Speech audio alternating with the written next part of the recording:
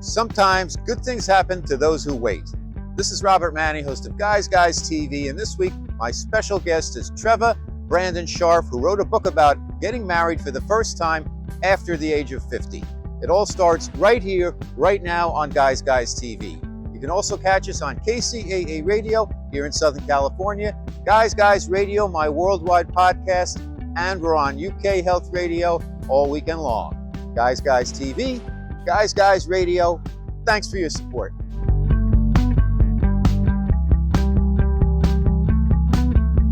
Okay, Guys Radio, it is the interview portion of our show, and I'm delighted to welcome to our show a new guest, Treva Brandon Scharf, a certified life dating relationship coach, former fitness pro, and very specially got married for the first time at age 51 and wrote a book about it, which I think is fantastic. I have it, I've read it. Done Being Single, a Late Bloomer's Guide to Love. 40 plus years experience in the fitness business, many more in the singles world. Treva helps people achieve their personal best in life and love. She blogs about surviving singledom and finding love and contributes dating advice in Newsweek, Huffington Post, Thrive Global, Bustle, many more. She's an advocate for strong, independent women, a voice for empowered singles, and a champion of late bloomers everywhere. And I'm delighted to welcome Treva Brandon Scharf to our show today. Welcome to Guys Radio, Treva. Thank you. It's, you know what? I have been wanting to come on this show for so long. You read my mind. I'm also a guy's girl, so this is perfect. Well, I love happy endings in many ways. And in this case, both of us got married after the age 51. And I think maybe we can start there. It's a little bit different for a guy who's over 50 to get married for the first time than for a woman to get over 50 to get married for the first time. So just for context for everybody, tell us a little bit about your story and what happened and a little bit about your journey. So I grew up at a time when you were supposed to get married in your 20s, because that's what you did in the 60s and 70s. Mm-hmm. And all my friends were getting married, and I just sort of wasn't going with the flow. I was just kind of, it's taking a little longer for me. And not that I wasn't dating and not that I wasn't experiencing and experimenting like everybody else, but I just was in no hurry just to settle down. There was just no way I could. I didn't feel I had more living to do, I guess. And so that kind of went through my 20s and 30s at the time when you're supposed to settle down. And then it kind of started hitting me. I was a little bit of a delayed reaction. I mean, I really am a late bloomer in my 40s. And that's when I thought, oh, I forgot to get married.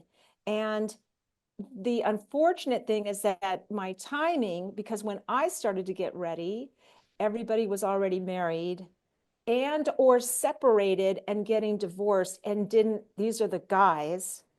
So I found myself in this sort of no man's land with lots of guys who wanted to go out, but none wanted to commit. And certainly none wanted to get married again that soon. And I did. And that's kind of how it went into my 40s. And I just kind of thought, well, I'm not marriage material, and maybe I'm going to be single forever. And at 50, on my 50th birthday, I ended up meeting someone. That's amazing. So why do you think, Treva, that you wanted to get married when you became like 40-ish? I think there's truth to the biological clock. Mm-hmm. I think that I also believe people go at their own pace. I think some of us are just need a little more time. And again, I believe in the late bloomer. That is for real. Some of us just don't get it together, Did your friends pressure you? Did you get pressure from your friends? No pressure. Oh, that's from great. Friends, no pressure from parents. Did that surprise you? No. You know what? I wouldn't have minded, because I think no one said a word to me. No one ever sat me down and said, Treva, you're not married yet, you can't really settle down, and you're having some commitment issues, and maybe could there be some issues here? There could be something deeper that you haven't looked at. No one ever said that to me.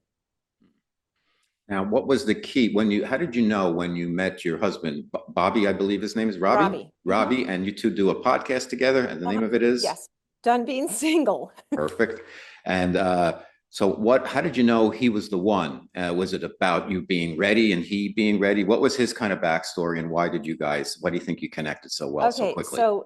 so what's crazy is that he's also a late bloomer and he hadn't been married either. And Wow. he's 6 years older than me. And so I met my male counterpart pretty Mm-hmm. much. Yep. And so when I met him, I was 50 and I had given up, which was probably the best thing I could have ever done because it kind of freed me. Mm-hmm. I just let go. And I thought, to hell with it.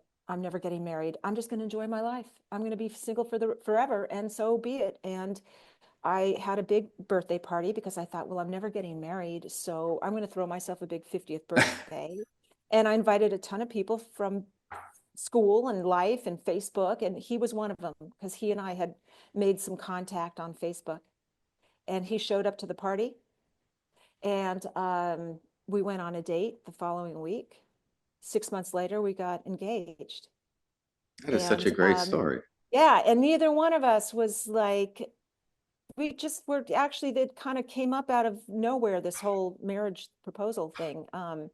It was very spontaneous. He asked me to move in with him at 6 months. And this is how dug in I was to being single. I said, no, no, thank you. I'm so flattered. But I have worked too hard at being single. Like I have, you know, I have a beautiful home. I have a full life. I really don't want to go play house at this age. If I was to move in with you, I'd have to have like a, firm commitment. Wink, wink.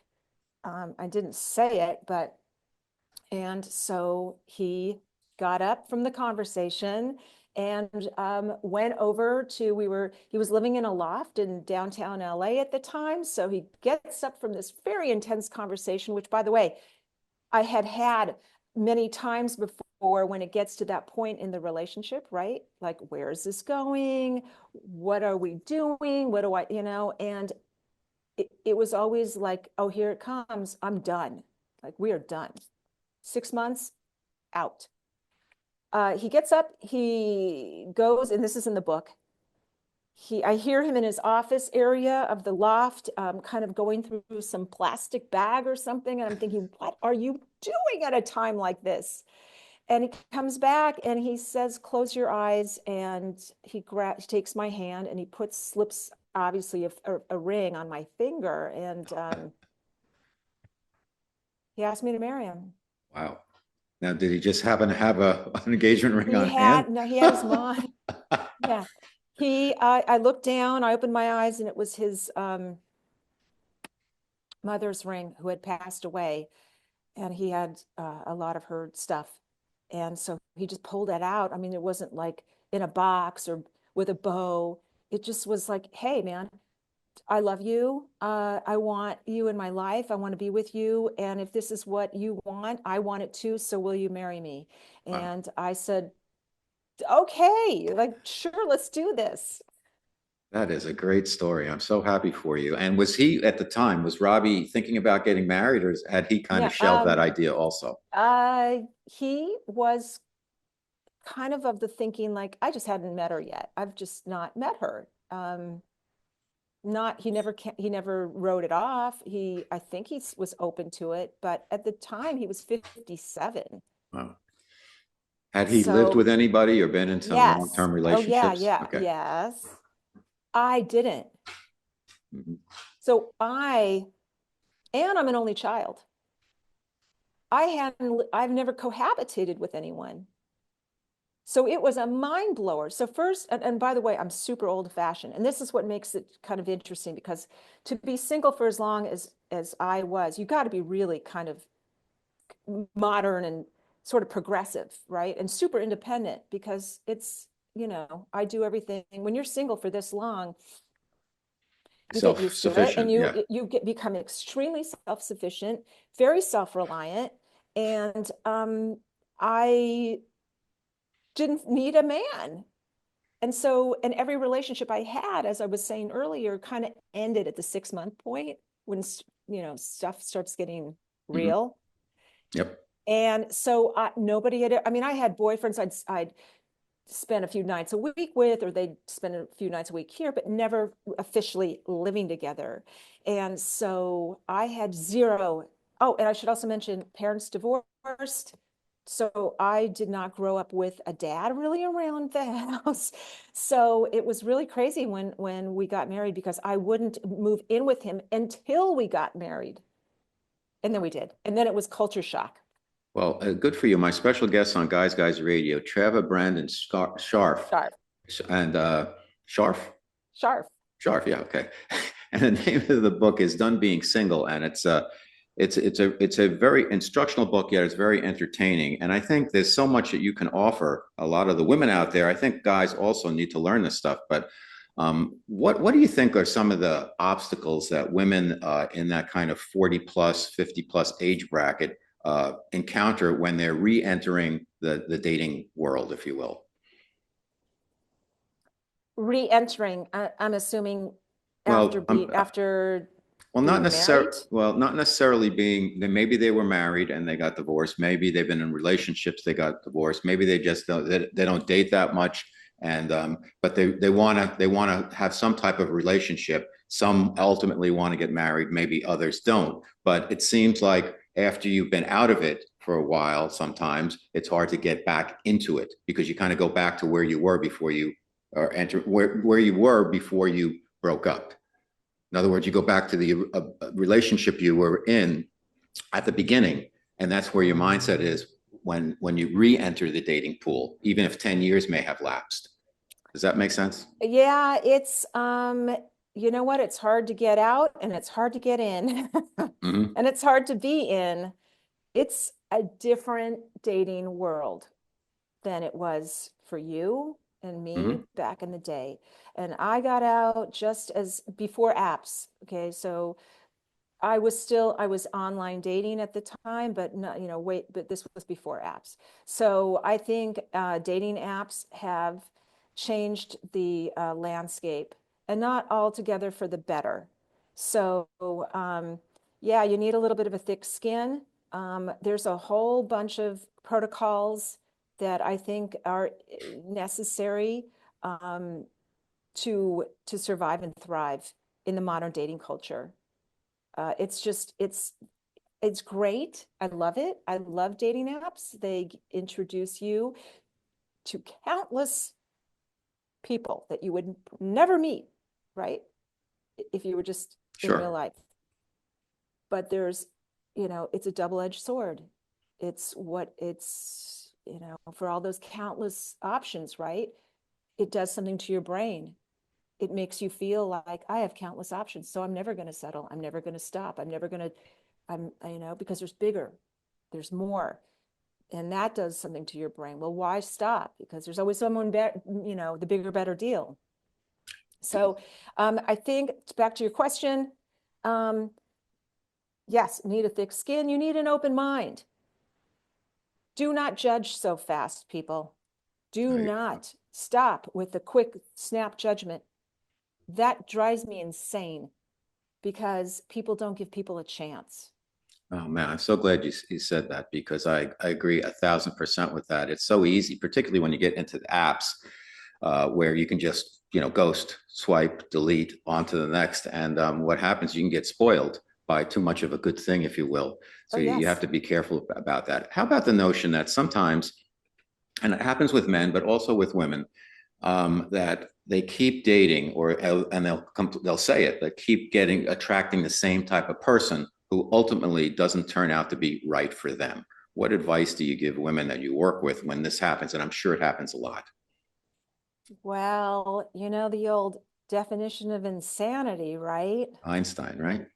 So you do it enough times, like, you gotta, at some point, something's gotta ring a bell, or something's gonna just, a light bulb will go off, and you will say, wait a second, this is the fourth guy in a row that is unavailable, commitment phobic, kind of puts me on the back burner, doesn't make me a priority. Something's got to give here.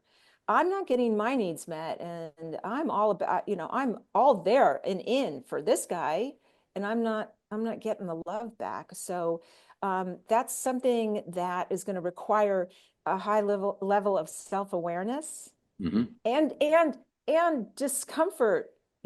Some of us have really high pain tolerance. Some of us have super, right, high thresholds for pain.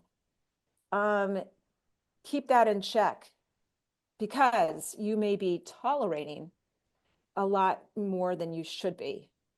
It's great, and you're serving it up in a way that's a little bit different than I've heard, and I like that, and I think it's terrific. So good advice there. What do you think men get wrong about women who are like 40 to 60 years old? What are they? A lot of them I think are affected by Me Too, and they're like kind of a little bit gun shy. Am I going to say the right thing? Can I Sure, ask sure. for? Do I have to get a contract to ask for a kiss? And Yep. then COVID hit, and everybody's like, should I show up on a date wearing a wetsuit or something? And so You're right. yeah, so Yes. it's been a lot of challenges. And for Yes. guys, they're listen, women are getting long overdue recognition. Not enough, but they're getting it. And men are now at a point where they don't have role models. It's superheroes or manscaping, and they're not sure how to behave because Yes. it's been a lot of stuff's been thrown at them. Some of it's been deserved for past mistakes. Maybe not them, but hey, this is part of the program. I always tell guys, just listen, just hear things out because you might learn something. But Right. what do men need to do better to be able to succeed in today's Oh, dating world in terms of how to best approach women, how to best meet women, and how to best advance a relationship? okay. Oh my gosh. I Well, threw a first lot of at you. all, that's a great question. And this is where I'm really, I'm team, I'm team men. Mhm. Okay. I really am, because I think men are having a really hard time, and I feel bad for men. And I want to just speak Please. to the Me Too movement. Me Too was great. Me Too had to happen. Okay. Yes, It was agreed. long overdue, but now it's too much. Okay. And I'm probably going to get it here from all kinds of feminists out there. And you know what? Come, bring it, because I too have been on the receiving end of some bad behavior. So I know what it's like. And I'm also of that age where it was rampant in every workplace, in every office. There was such inappropriate behavior. But okay, we learned. We got it. We got the message, everybody. Okay, now take a deep breath, everyone. Take a deep breath. Let the guard down a little bit. Give guys a chance. Get your knickers out of a knot. Okay.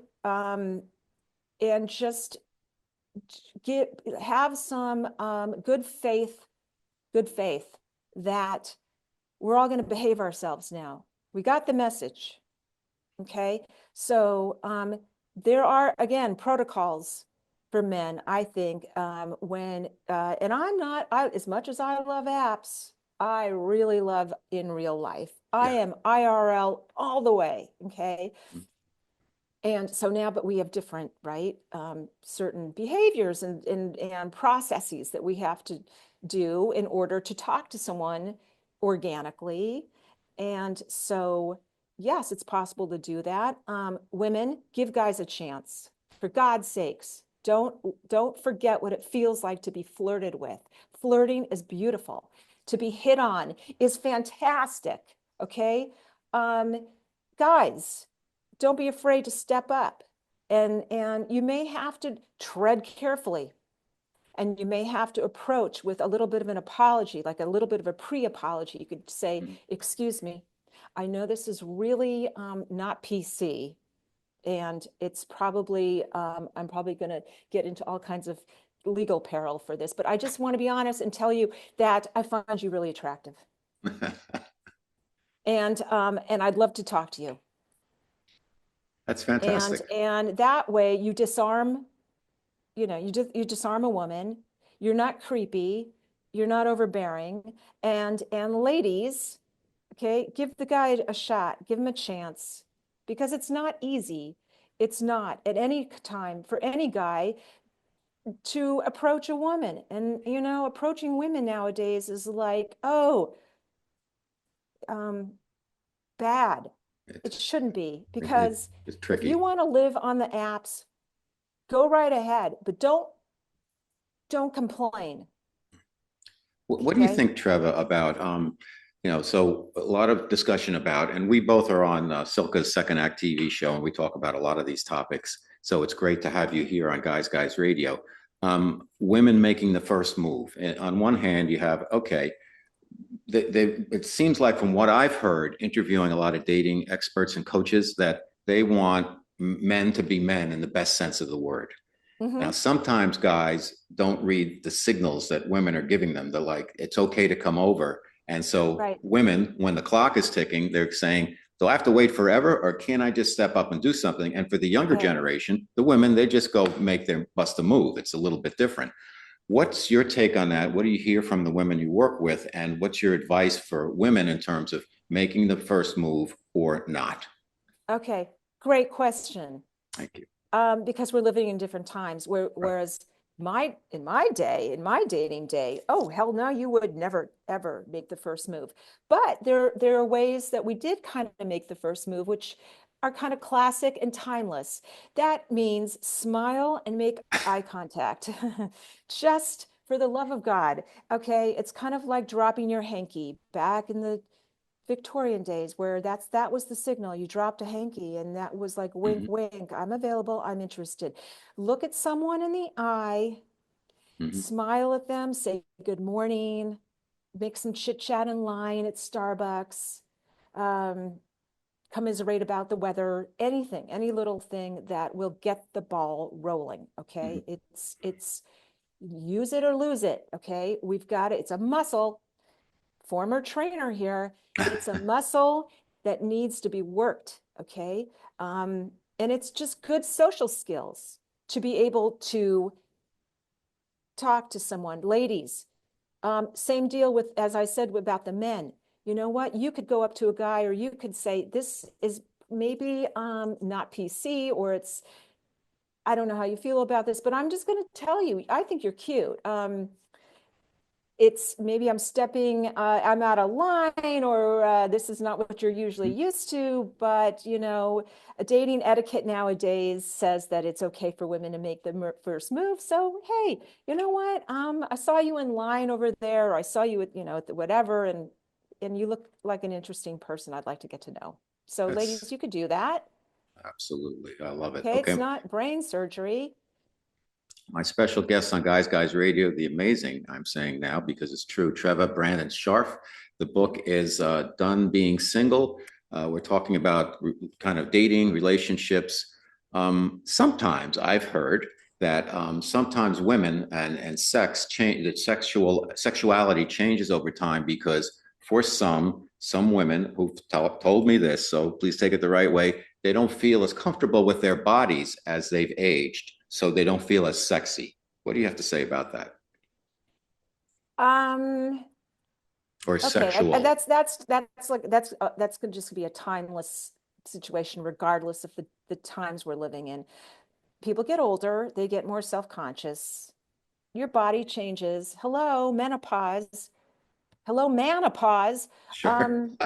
It happens. But here's what: there has never been a better time to be older, okay, more alternative, more progressive, more, I mean, there's all kinds of different variations of sexuality. It's so much more accepted now, ethical non-monogamy and Mhm. polyamory and all Right. this stuff. It's Thruples, accepted. right? It's, yeah, yes. So, body positivity, right? I mean, even the mannequins in store windows are heavier and Yep. curvier. Mhm. So yeah, I would say you're to anybody of a certain age, you join the club, but also don't get too in your head about it, to Mhm. the point where you're afraid to be naked, to be seen without clothes on. That's just silly, because we Mhm. all get older, babe. Come Right. on. Exactly. So what are some of the issues, and is there an overarching issue when your clients come to you, and let's say the women, what do they come to you for? Do you find a pattern like, okay, here's another one that needs help with this, Okay, or is it like yes, yes, 60% of them and they have this issue and 20% of them have this issue, yes. et cetera? What do they usually come to you for?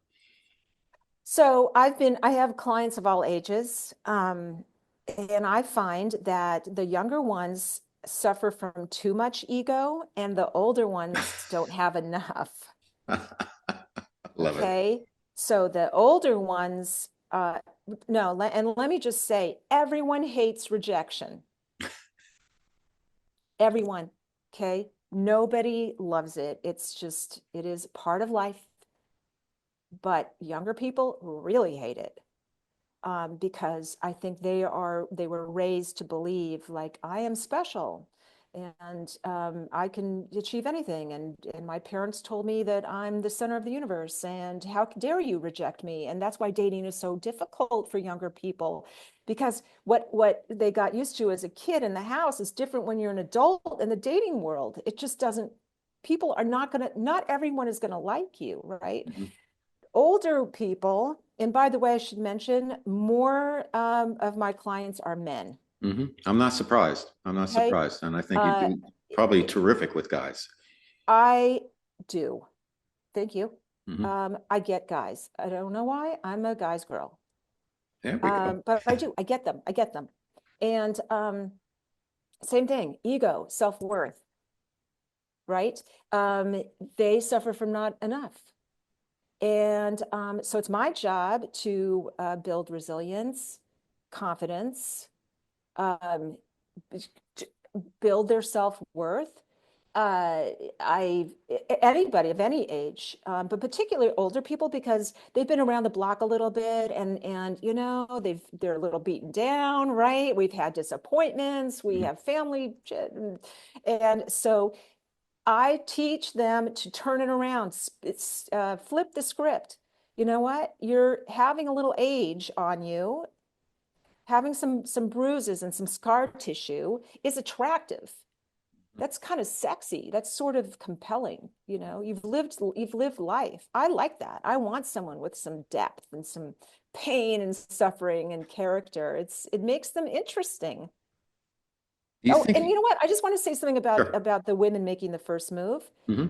because I do feel that we need more of that. And women of a certain age who are not used to doing that, me, I'm going to say people 50 plus, right? Who were raised to believe that men pursue, men approach, men do all the courting. And yes, they kind of should. And people, here's the disconnect.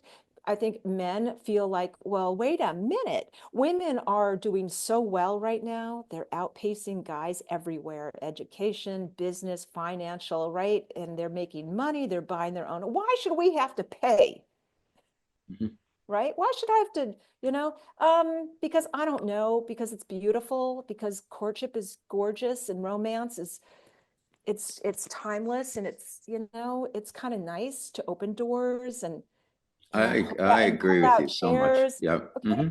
It's beautiful. It's a dance. It's this Right. gorgeous, timeless dance. So I'm going to say something else that's probably going to get me into trouble, but you know what, ladies, let men be men. Hmm. Sorry. Okay. And that's It, confident. That's not yes. arrogant. There's a difference No, there. let them do what thousands of years, of evolution they've been doing. Is it that bad? Is it that offensive? Is it really going to insult you if a guy pulls out your chair or asks for your number or, don't get so bent out of shape. Okay, there, I'm done with that. Well, here's a tricky one that I've also heard that a lot of women dating coaches who work with women, they've told me, and I'd love to get your take on this, Treva, is that some of the women come in and they have a difficult time kind of dialing down their alpha part of their personality that they have to use in the business world. And when they get Yes, to the relationship stage, they're still the type A, they're still on yes, full throttle. And so the yes, guys will kind of lay back. And what can sometimes happen is that okay, you're a guy, you've done your homework. She likes sushi. I found a new sushi place. Oh, and she immediately, I've been there. I've got this other idea, and it takes all the air out of the balloon. So the flip side is kind of let the guy, let the guy be the guy a little bit. Maybe you've been to the place. He did the work. Just go with him. And I'll push back on the guys with the, I don't want to have to pay. Women have money. It's not about the money. It's not about the transaction. It's about the generosity of heart. It's not going to be every single date. It's like the first one. Just step up and do that. It's nice. Yes, of course. Come on. I mean, that's just partnership, right? You get into it, it's after a while. I mean, look, I'm married. I pay for this and pay for that and did while we were dating. What's the big deal? So, you chip in and we're all sort of, we're all adults here. But to your question about, and I forgot what it was because I was, turning strong. down turning down yes, that personality when yes. Okay. from work Okay. to relationships. Guys love a strong, independent woman with her own sense of things and a good, healthy self-concept and a confidence. Okay. But men do not want a ball breaker. Okay. It's true. Okay. So, ladies, there's a bunch of every dating coach, every dating author talks about feminine energy and masculine energy. And I read a book probably in the late 90s from, I think she was a therapist, Pat Allen. I'm sure you've heard of her, right? Okay. She wrote a book called Getting to I Do. It's really old and it's kind of dated, but it's still relevant. You know why? Because she talks about, and this is when I first got hip to masculine and feminine energy, which I had no idea about because I like to call myself a feminine energy woman trapped inside a masculine energy woman trapped inside the body of a feminine energy woman. Got it. Okay, because I was single for so long, because I'm an only child, because this is my survival skills, because I had to get out there and fight for myself and navigate my way around the world. Okay, so yes, so I'm very competent, but I know when to let myself be taken care of and romanced. And as much an alpha chick, my dad used to call me alpha chick.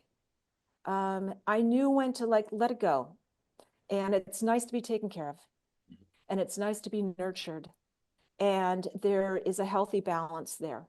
So yeah, you can be the breadwinner. You could, wear the pants in the family, I guess, but know when to stay feminine, stay in the feminine energy. Because maybe I'm speaking for a demographic of people. I don't think any guy, I'm going to just say it, any guy, like I said, likes a ball buster. It's not really attractive. And I wouldn't. I mean, for the same reason, I don't like I love a sensitive man, don't get me wrong. And I married a beautifully strong and sensitive guy who can cry and be vulnerable and sweet, right? But too much of a good thing is too much, right? So you want a little, okay? So a little balance, right? Some strength, but some vulnerability, right? Some softness, but some edge. This goes for everybody, men and women. Let's shift to Treva, and again, my special guest, the Guys Radio, Treva Brandon Scharf, author, podcaster, dating coach, and expert. I was reading an article the other day about mistakes men make. I'd like to get your take on these 3 or 4 items. Not being honest and clear with their intentions going into the dating game. Yes. Question about that? Are you going to list the question? Well, I'll list them. Well, let's do one at a time. What's your take on that? Okay. Men, what was it? Not being honest or clear with their intentions. You could say that for both men and women. I do think that, hey, if you're on the apps, represent yourself. At least, say it. Be intentional. If you're out there, apps or no apps. You know, you don't want something, you want to just hang out and FWB or, you know, casual, say it, man, just say it. This is not, don't expect that from me. Got it. So you can't go wrong with being honest to that degree, if that's what you're talking about. Okay. As part of another part of honesty, being honest about your age and sometimes your weight. It seems like that's a complaint that women have about sometimes guys are dishonest, particularly when you're dealing with them online before you've met. Obviously, the truth is going to come out about weight, but sometimes guys and women lie about their age. And one of the reasons I think could be that if you're in these algorithms where like, hey, you're a guy and you're in great shape and you're 61 and you put yourself down as 58 because you can easily pass for that, the truth still has to come out right away. What's your take on that? Yes, the truth will come out. I get why people do it. They want to kind of get under a certain age, search things, you know, Right. for that. I get that. I don't have a problem with that if, you know, within reason. I mean, if you're saying you're 10, Right. 15 years younger, that's Right. probably not great precedent. It's not a good way to start, but I understand. Okay. Here's two more. Not only talking about themselves. Guys go out first date, they can't shut up. Is that partially it could be because of nervousness, but it seems like that's something that women are saying like the guys have to like, you know, take a break, take a breath now and Take a breath. then. Take a breath. Slow your roll. Quiet Okay. your mind. You cannot go wrong by adding in some pauses. Digest what you're hearing. Okay. Just, you know, don't be so overzealous or over anxious to impress. Okay. Everyone's going to be nervous on a first date. Everybody is. And you feel like you got to sell, right? No, you don't actually. Just sort of stay in your body. I say that to women as well. They're nervous too. Everyone's nervous. Yep. Give each other, oh, and by the way, grace and forgiveness and acceptance wins the day, people. Love it. Here's, I think, the biggest one, Treva. Not being curious. A mistake. This is a mistake that guys often make, says women. Not being curious about who the woman is, what they're all about. Trying to sell too much, Yes. focused on themselves and not being quiet. Yes. Well, that's that, you know, everyone's a little awkward and nervous and, you know, on a date. And so, yeah, they forget to shut up and slow down. That's understandable. I was watching Later Daters. Did you see Later Daters? I did not. On Netflix. Okay, it's cute. It's a dating, I'll it's a check it out. reality. Okay. Yeah, you should. It's really great. The woman who's the moderator or the facilitator, she told one of the not their contestants, whoever would you ever call them on Participants, the whatever. participants, you need to be more interested than interesting. Love Which it. I kind of dug, right? Because that's pretty much saying, you know, stop talking, be interested, ask questions, be curious, instead of showing someone or telling someone, I am so interesting, I'm this, I'm that, no. Just work in some breaks and take some deep breaths. Okay.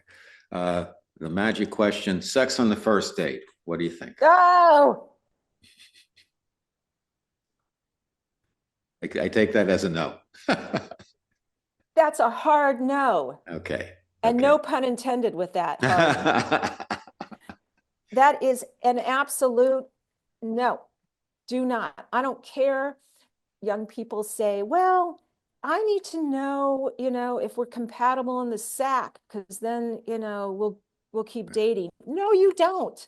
You determine if you're compatible out of the sack, and then, okay. Do not, I don't care I'll make one exception.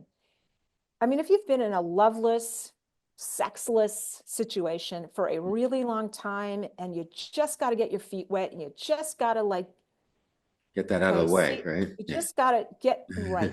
Okay. Maybe then, but don't expect to see that person again. Okay. Caveat. Don't expect if you're gonna get laid on the first date, because you just want to, you need it, you have to have it. Mhm. Temper your expectations, because I know men. Yeah. Mhm. And I'll tell you what, as much as men, as again, we go back to the modern dating world, men are still wired to be kind of hunters and gatherers and chasers, and they don't like things that are too easy. And if you give it up on date one, ay. Right. And they're going to say, is she usually do this, or am I that special? Right. I'm not special. She does this. Who else is she doing this with? Right. It goes on and on. Gotcha. So let's take just a couple of minutes at the end, towards the end here. Tell everybody about your book.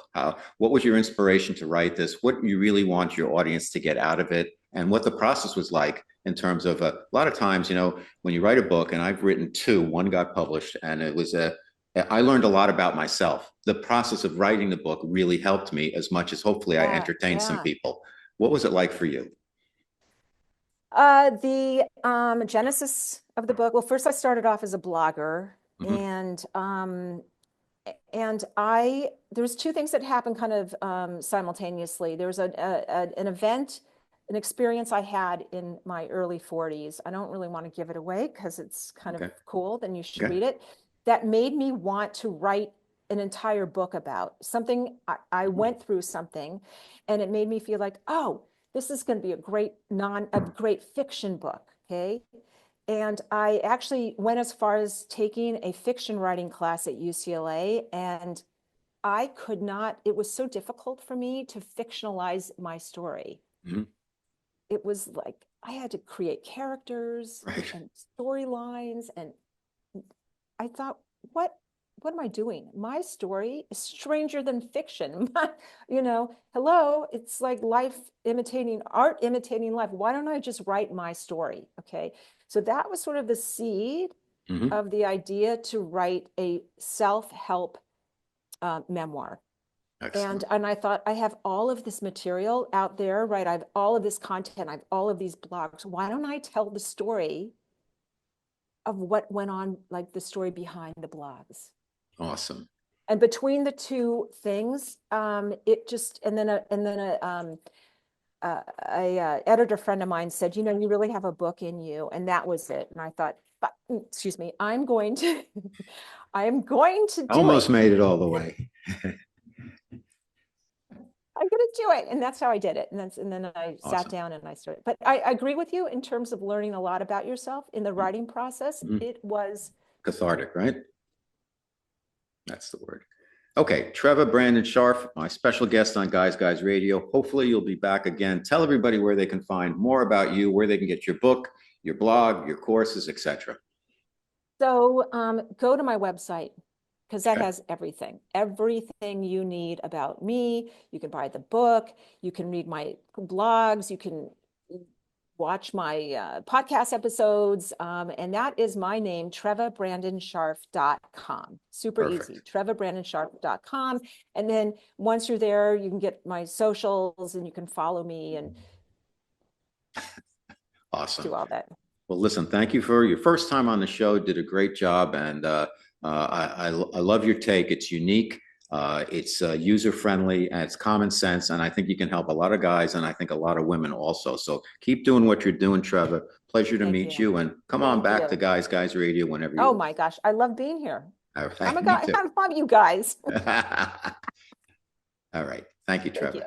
If you enjoy the guests and content I bring you each and every week to Guys TV and Guys Radio, please support us by subscribing to our channels and platforms.